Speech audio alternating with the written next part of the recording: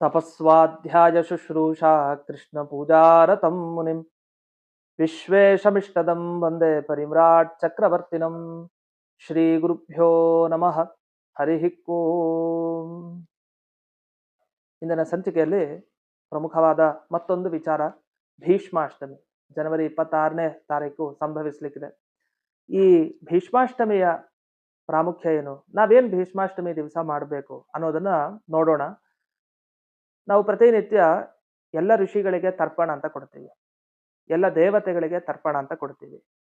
ಯಾರು ಅಧಿಕಾರಿಗಳು ಅಂದ್ರೆ ತಂದೆ ತಾಯಿ ಇಲ್ಲದೆ ಇರೋರು ಅವರು ಪಿತೃಗಳಿಗೆ ತರ್ಪಣ ಅಂತ ಕೊಡ್ತಾರೆ. ತರ್ಪಣ ಅಂದ್ರೆ ಏನು? ತೃಪ್ತಿ ಪಡಿಸೋದನ್ನ ತರ್ಪಣ ಅಂತ ಕರೀತಾರೆ. ತೃಪ್ತಿ ಹೇಗ್ ಪಡಿಸ್ಲಿಕ್ಕೆ ಸಾಧ್ಯ? ಚಿಕ್ಕ ಮಗುಗೆ ಚಾಕ್ಲೇಟ್ ಕೊಟ್ರೆ ತೃಪ್ತಿ ಆಗುತ್ತೆ, ದೊಡ್ಡವ್ರಿಗೆ ಸೀರೆನೋ ಇನ್ನೇನೋ ವಸ್ತ್ರನೋ ಕೊಟ್ರೆ ತೃಪ್ತಿ ಆಗುತ್ತೆ. ಒಬ್ಬೊಬ್ರಿಗೆ ಒಂದೊಂದರ ತೃಪ್ತಿ. ಋಷಿಗಳಿಗೆ ತೃಪ್ತಿ ಆಗೋದು ಯಾವಾಗ?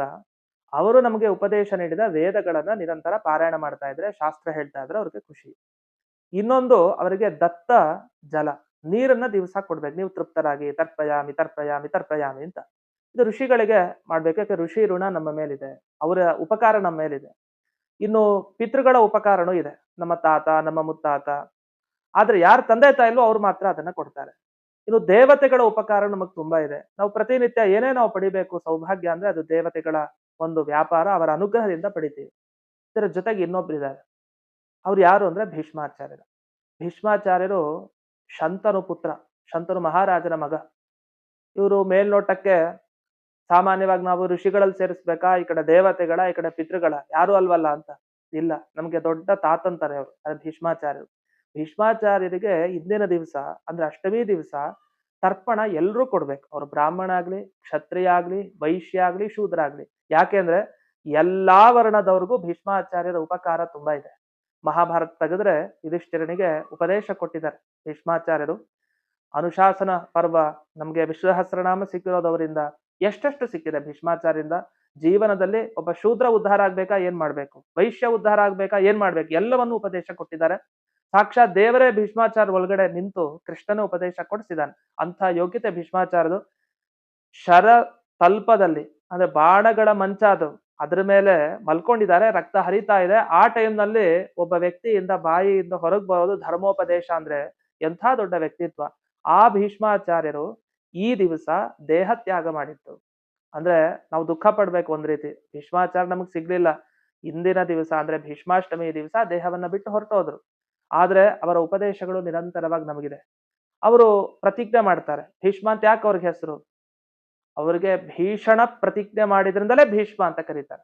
ನಾನ್ ಮದ್ವೆನೇ ಆಗಲ್ಲ ಅಂತ ಹೇಳಿ ಅವರು ಆ ಜನ್ಮ ಬ್ರಹ್ಮಚಾರಿಗಳಾಗೆ ಉಳ್ಕೊಂಡ್ಬಿಡ್ತಾರೆ. ಆದ್ರೆ ಬ್ರಹ್ಮಚಾರಿಗಳಾಗಿ ಉಳ್ಕೊಳ್ಬೇಕು ಅಂದ್ರೆ ಆ ಕಾಲದಲ್ಲಿ ತುಂಬಾ ಕಷ್ಟ. ಯಾಕೆಂದ್ರೆ ಒಂದಾ ಬ್ರಹ್ಮಚಾರಿಯಾಗಿ ಉಳಿಬಾರ್ದು ಯಾವತ್ತು. ಈ 4 ಆಶ್ರಮಗಳಲ್ಲಿ ಒಂದ ಗೃಹಸ್ಥ ಆಗ್ಬೇಕು, ಒಂದ ಸನ್ಯಾಸಾಶ್ರಮ ತಗೊಂಡ್ಬೇಕು, ಎರಡು ಮುಖ್ಯ. ವಾನಪ್ರಸ್ಥ ಒಂಥರ ಎಡ್ಬಿಡಂಗೆ ಆಯ್ತು. ಯಾಕೆಂದ್ರೆ ಮನೇಲಿರೋರೆಲ್ಲ ಬಿಟ್ಟು ಹೋಗೋದು ವಾನಪ್ರಸ್ಥ.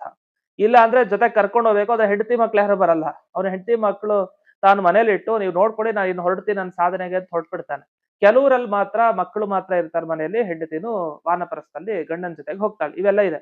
ಬ್ರಹ್ಮಚಾರಿಗೆ ಯಾಕೆ ಉಳ್ಕೊಳ್ಬಾರ್ದು ಅಂದ್ರೆ, ಬ್ರಹ್ಮಚಾರಿಯಾಗಿ ಉಳಿದ್ರೆ ಅವನಿಗೆ ಈ ಶ್ರಾದ್ದ ಕ್ರಿಯೆಲ್ಲ ಯಾರು ಮಾಡ್ಬೇಕು ಮುಂದೆ?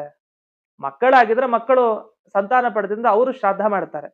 ಶ್ರಾದ್ದ ಮಾಡೋದು ಮುಖ್ಯ, ಯಾಕಂದ್ರೆ ಅವ್ರಿಗೆ ಸದ್ಗತಿ ಆಗ್ಬೇಕಲ್ಲ ಮುಂದೆ. ಅದಕ್ಕೋಸ್ಕರ ಗೃಹಸ್ಥಾಶ್ರಮ ಪಡಿಬೇಕು. ಸನ್ಯಾಸ ತಗೊಂಡ್ಬಿಟ್ರೆ ಕಷ್ಟನೇ ಇಲ್ಲ, ಯಾಕಂದ್ರೆ ಸನ್ಯಾಸ ಅಂದ್ರೆ ಈ ಜನ್ಮನೇ ಒಂದು ಕಳ್ಕೊಂಡ್ ಆಗ್ಲಿಕ್ಕ ಮುಂದಿನ ಜನ್ಮಕ್ಕೆ ಹೊರಟೋದ್ರು, ಅವ್ರದ್ದು ಬೇರೆನೇ ಅದು. ಅಂತೂ ಗೃಹಸ್ಥಾಶ್ರಮ ಪಡೆದು ತಾನು ಸತ್ಸಂತಾನ ಒಳ್ಳೆ ಮಕ್ಕಳನ್ನ ಪಡೆದ್ರೆ ಆಗ ಆ ಮಕ್ಕಳು ಶ್ರಾದ್ದ ಕರ್ಮವನ್ನು ಮಾಡ್ತಾರೆ. ಭೀಷ್ಮಾಚಾರ್ಯ ಶ್ರಾದ್ದ ಮಾಡೋರು ಯಾರು ಈಗ? ನಮ್ ಪ್ರಶ್ನೆ ಅದು. ಯಾರು ಮಾಡೋರಿಲ್ಲ.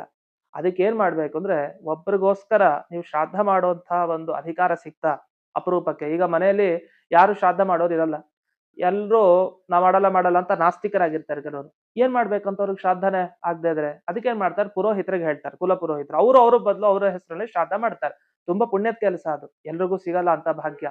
ಅಯ್ಯೋ ಏನ್ ತಿಥಿ ತಿಥಿ ಅಂತ ಹೇಳ್ತೀವಿ, ತಿಥಿ ಅಲ್ಲ, ಒಳ್ಳೆ ಕೆಲಸ ಅದು. ಏನಾಗತ್ತೆ ಈಗ ಭೀಷ್ಮಾಚಾರ ಬಗ್ಗೆ ನೋಡಿದಾಗ, ಭೀಷ್ಮಾಚಾರ್ಯಗೆ ಪ್ರತಿಯೊಬ್ರು ತರ್ಪಣ ಕೊಡ್ಬೇಕು. ಯಾಕೆ? ಸತ್ಸಂತಾನ ಆಗತ್ತಂತೆ. ಹಾಗಾದ್ರೆ ಭೀಷ್ಮಾಷ್ಟಮಿ ದಿವಸ ಭೀಷ್ಮಾಚಾರ್ಯರಿಗೆ ತರ್ಪಣ ಕೊಡೋದ್ರಿಂದ ಏನ್ ಫಲ ಅಂದ್ರೆ, ಮಕ್ಕಳಾಗದೆ ಅವ್ರಿಗೆ ವಿಶೇಷವಾಗಿ ಮಕ್ಕಳಾಗುವಂತ ಸೌಭಾಗ್ಯ ಸಿಗತ್ತೆ.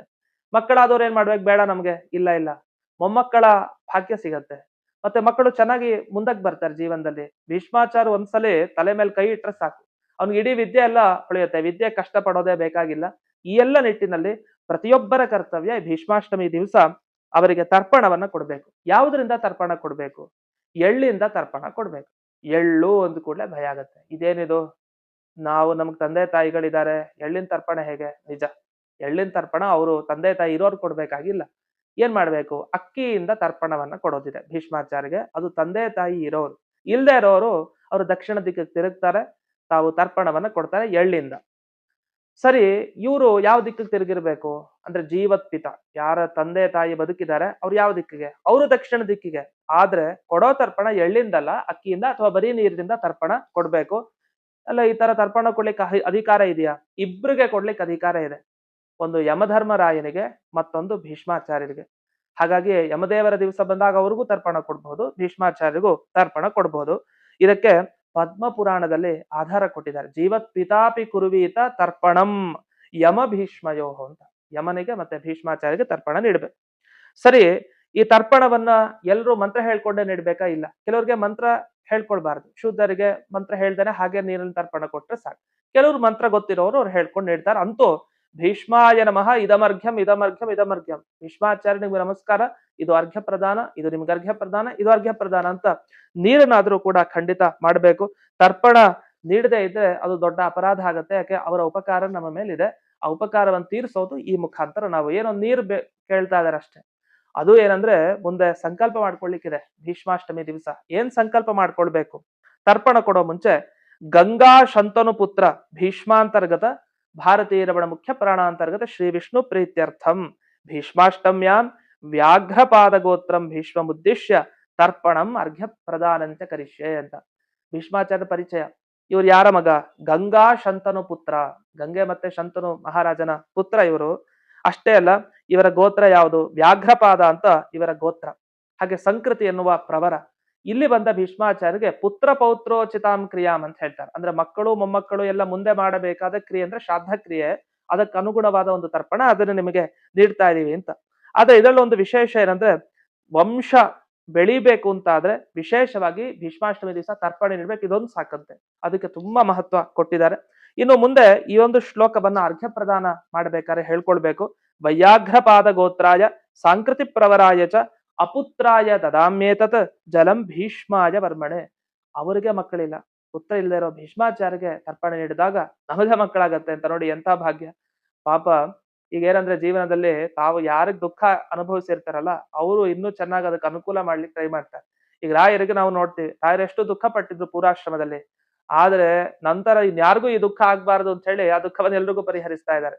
ಯಾರಿಗೆ ಸ್ವಯಂ ಯಾವ ದುಃಖ ಇದೆಯೋ ಅವ್ರಿಗೆ ಅದರ ಮಹತ್ವ ಅರ್ಥ ಆಗಿರುತ್ತೆ.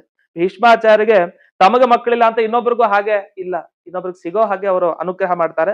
3 ಬಾರಿ ತರ್ಪಣವನ್ನು ನೀಡಬೇಕು. ಇನ್ನೊಂದು ಶ್ಲೋಕ ಇದೆ. ವಸೂನಾಂ ಅವತಾರಾಯ ಶಂತನೋಹ ಆತ್ಮಜಾಯ ಚ ಅರ್ಘ್ಯಂ ದದಾಮಿ ಭೀಷ್ಮಾಯ ಆಬಾಲ ಬ್ರಹ್ಮಚಾರಿಣೆ.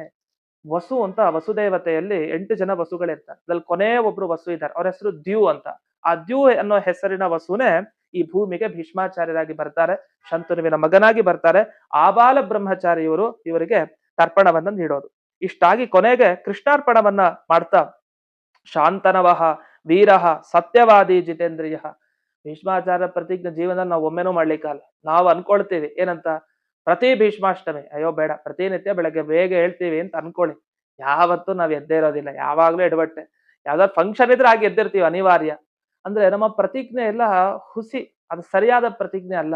ನಿಜವಾದ ಪ್ರತಿಜ್ಞೆ ಜೀವನದಲ್ಲಿ ಮಾಡ್ಬೇಕು, ನಾವು ಸತ್ಯವಾಗಿ ಮಾತಾಡ್ಬೇಕು ಅಂತಂದ್ರೆ ಭೀಷ್ಮಾಚಾರ್ಯ ಸ್ಮರಣೆ ಅತ್ಯಗತ್ಯ. ಇಷ್ಟೆಲ್ಲ ಹೇಳಿ ಕೊನೆಗೆ ಯಸ್ಯ ಸ್ಮೃತಿ ಅಂತ ಹೇಳಿ ಈ ಭೀಷ್ಮಾಚಾರ್ಯ ಸ್ಮರಣೆ ಮಾಡ್ತಾ ಮಾಡ್ತಾ ಏನು ಈ ಕರ್ಮವನ್ನ ಮಾಡಿದೀವಿ, ಈ ಕರ್ಮದಿಂದ ಆ ಭೀಷ್ಮಾಚಾರ್ಯ ತೃಪ್ತಿ ಪಡ್ಲಿ, ಒಳಗಡೆ ಪ್ರಾಣದೇವರು ತೃಪ್ತಿ ಪಡ್ಲಿ, ಆ ಲಕ್ಷ್ಮೀಪತಿ ತೃಪ್ತಿ ಪಡ್ಲಿ ಅಂತ ಹೇಳಿ ಈ ಭೀಷ್ಮಾಷ್ಟಮಿಯನ್ನ ನಾವು ಅರ್ಪಣೆ ಮಾಡ್ಬೇಕು ಭೀಷ್ಮಾಚಾರ್ಯಗೆ. ತಪ್ಪದೆ ಈ ಭೀಷ್ಮಾಷ್ಟಮಿ ದಿವಸ ಎಲ್ಲಾ ವರ್ಗದವರು ಕೂಡ ತರ್ಪಣವನ್ನಂತೂ ನೀಡ್ಲೇಬೇಕು. ಫಲ ಏನು? ಉತ್ತಮವಾದ ಸಂತಾನ ಫಲ ಅಂತ ಹೇಳಿದ್ದಾರೆ. ಅದು ಶಿಷ್ಯ ಸಂತಾನ ಆಗ್ಬೋದು, ವಿದ್ಯಾ ಸಂತಾನ, ಏನ್ ಬೇಕು. ಏನು ದುಡ್ಡು ಬೇಕಾದವ್ರಿಗೆ ನಮ್ಗೇನ್ ಭೀಷ್ಮಾಚಾರ ಇದು ತರ್ಪಣ ಬೇಕಾಗಿಲ್ಲ, ಯಾಕೆ ನಮಗೇನ್ ದುಡ್ಡು ಸಿಗಲ್ಲ ಹಂಗ ಅನ್ಕೊಳ್ಬೇಡಿ.